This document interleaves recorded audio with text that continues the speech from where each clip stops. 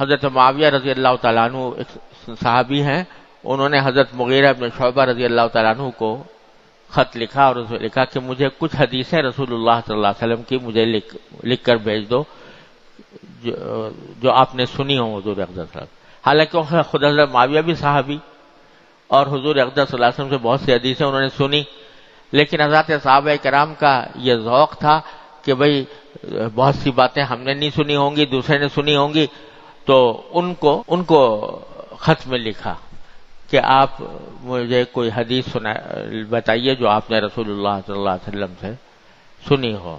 تو انہوں نے ایک حدیث لکھ کے بھیجی کہ ان اللہ کرہ لکم القیل والقال واضاعۃ المال وکثرۃ السؤال او کما قال صلی اللہ علیہ وسلم، کہ اللہ تبارک و تعالی 3 چیزوں کو بہت ناپسند فرماتے ہیں۔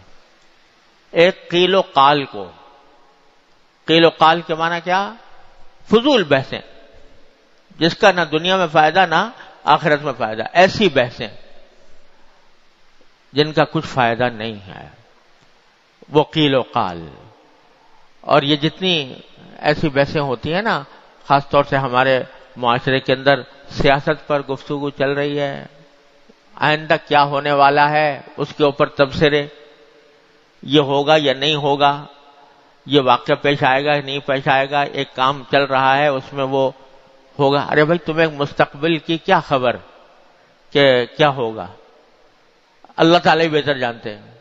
فلاں شخص جو ہے وہ گرفتار ہوگا کہ نہیں ہوگا، اس کے اوپر مقدمہ چلے گا کہ نہیں چلے گا، ملک سے باہر جائے گا کہ نہیں جائے گا، یہ بحث اور اس کے اوپر دلائل اور اس کے اوپر اچھا بھائی اگر تمہیں کوئی علم غیب آ گیا اللہ تعالیٰ کی طرف سے، کوئی وحی آ گئی ہے، اس کی بنیاد پر یہ بحث کر رہے ہو، تو آگے کی ایسی باتوں پر کہ جن کا علم سوائے اللہ تبارک و تعالیٰ کے کسی کو نہیں ہے۔ کیوں بھائی؟ کیا جب رمضان آتا ہے، عید آتی ہے، کیا خیال ہے آج چاند ہو جائے گا یا نہیں ہوگا؟ تو یہ آپس میں یہ موضوع بحث ہے، اب اس کے اوپر گفتگو ہو رہی ہے۔ کسی کو کیا پتا، اللہ تبارک تعالیٰ جانتے ہیں کہ ہوگا کہ نہیں ہوگا، فلاں واقعہ فلاں سے ایسی واقعہ ہے وہ پیش آئے گا کہ نہیں آئے گا، اس انتخاب ہو رہے ہیں، اس میں کوئی کون کامیاب ہوگا کون نہیں ہوگا، اس پر بحث ہو رہی ہے۔ کیا حاصل اس کا سوائے اس کے کہ علم کو اللہ تبارک و تعالیٰ کے اوپر چھوڑ دو۔ تو کرہ لکم القیل والقال، یہ قیل و قال، یہ بحثیں، بحث مباحثہ، اس کو اللہ تعالیٰ ناپسند فرماتے ہیں۔ اور بحث و مباحثے کے اندر ایک حدیث میں یہ بھی آیا ہے کہ جو لوگ بہت منہ بھر بھر کے باتیں کرنے والے ہیں، اس کے لیے بڑے سخت الفاظ استعمال ہوئے ہیں حدیث میں، منہ بھر بھر کر باتیں کرنے والے، کہ جن کا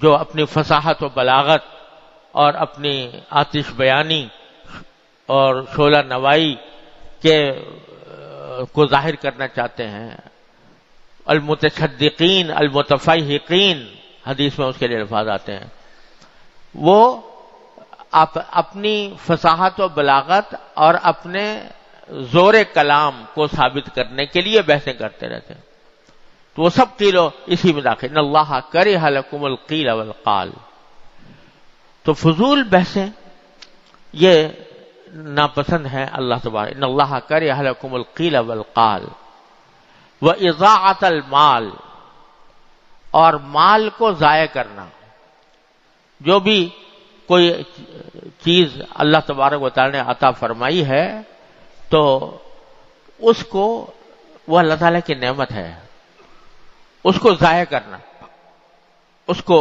بیکار ضائع کر دینا کہ کسی کے بھی کام نہ آئے، اس میں بھی بڑا ابتلا ہے، اللہ بچائے ہمارا، کہ اللہ تعالیٰ کی دی ہوئی نعمتوں کو ضائع کرنے کے گناہ میں مبتلا ہوتے ہیں، جو اللہ تعالیٰ کو انتہائی ناپسند ہے۔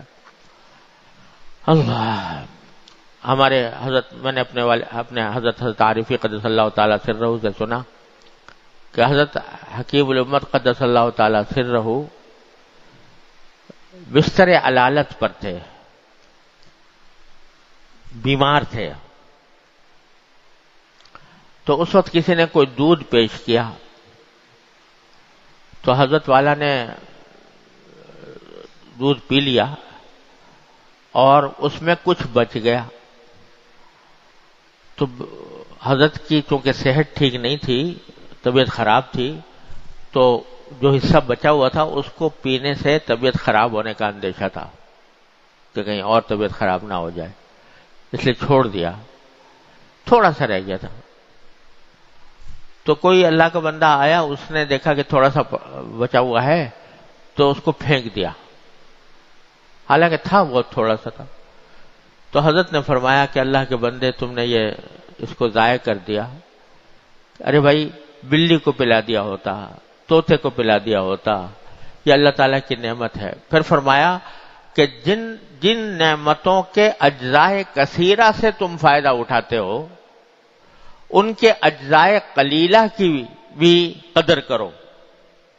یعنی جو بہت سارا چیزیں تم کھاتے ہو، پیتے ہو، استعمال کرتے ہو، فائدہ اٹھاتے ہو، تو اس کی جو تھوڑی سی مقدار ہو اس کی بھی قدر کرو اور اس کو ضائع کرنے سے بچاؤ، ضائع نہ ہونے دو.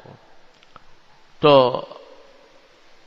حضرت حکیم الامت قدس اللہ تعالیٰ سرہ کے ہاں تو اس درجہ اس کا اہتمام تھا کہ اس زمانے میں جو خطوط حضرت کے پاس آتے تھے تو اس کے لفافے ہوتے تھے، حالانکہ وہ مستعمل ہوتے تھے، لیکن حضرت اس کو الٹا کر کے اور پھر دوسری مرتبہ بھی استعمال کر لیتے تھے، الٹا کر کے چپکا دیتے، دوبارہ استعمال فرما لیتے.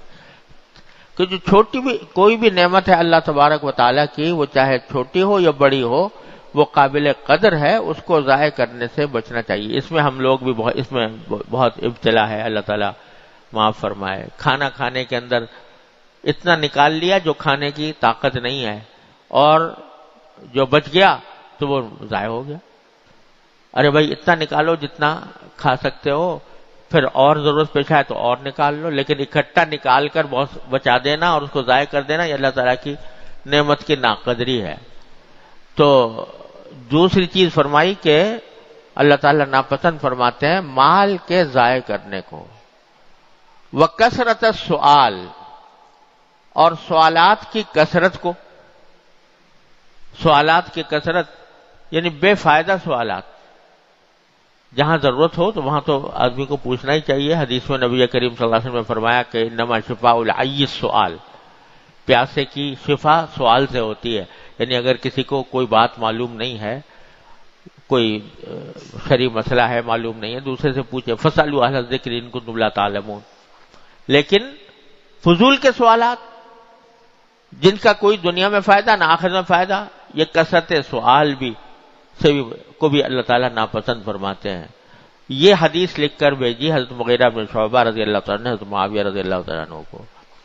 تو غرض یہ کہ فضول باتیں اور فضول طریقے پر اپنی زبان کو استعمال کرنا، یہ کبھی نہ کبھی انسان کو گرا دیتا ہے، کسی گناہ کے اندر مبتلا کر دیتا ہے.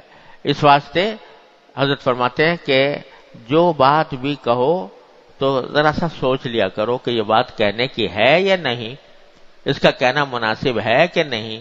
اس کو اگر مناسب معلوم ہو تو کہو، ورنہ نہیں.